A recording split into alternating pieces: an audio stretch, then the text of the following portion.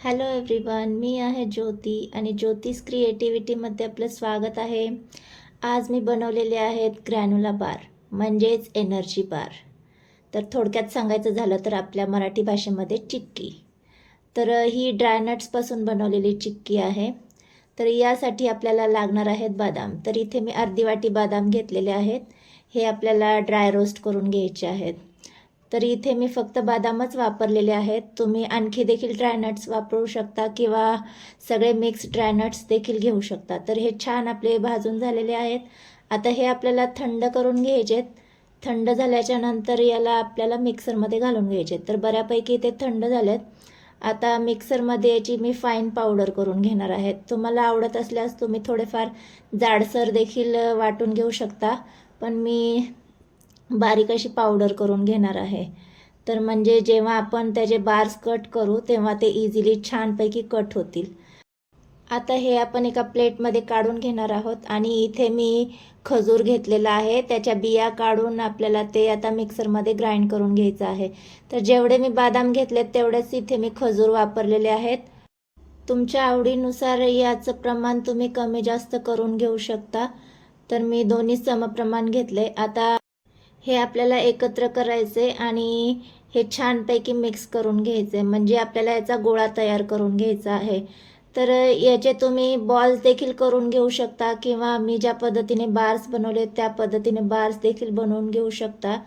तर तसंच बदाम आणि खजूर मुलांना खायला देण्यापेक्षा अशा पद्धतीने जर तुम्ही अट्रॅक्टिव्ह बनवून मुलांना जर खाऊ घातलं तर मुले आवडीने खातील, कंटाळा करणार नाही.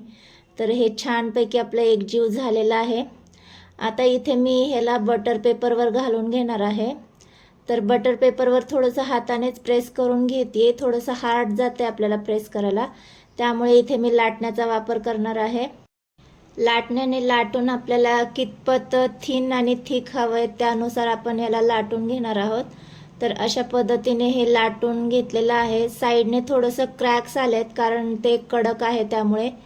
तर तुम्हाला वाटत असेल तर तुम्ही हे कट करून घेऊ शकता. मी थोडंसं लाटण्यानेच त्याला इक्वल करण्याचा ट्राय करते आहे. जेवढं जमले तेवढं मी याला इक्वल करून घेतलेलं आहे.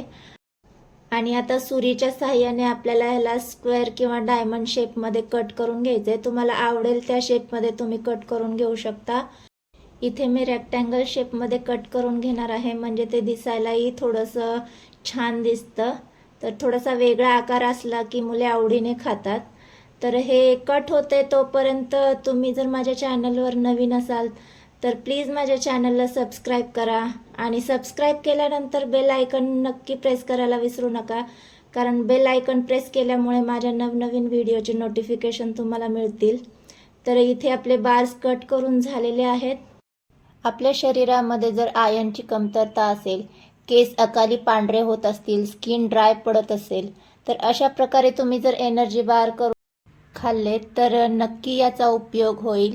तर आजची ही एनर्जी बारची रेसिपी तुम्हाला कशी वाटली? व्हिडिओ जर आवडला असेल तर व्हिडिओला लाईक, चॅनलला सबस्क्राईब करायला विसरू नका. बाय.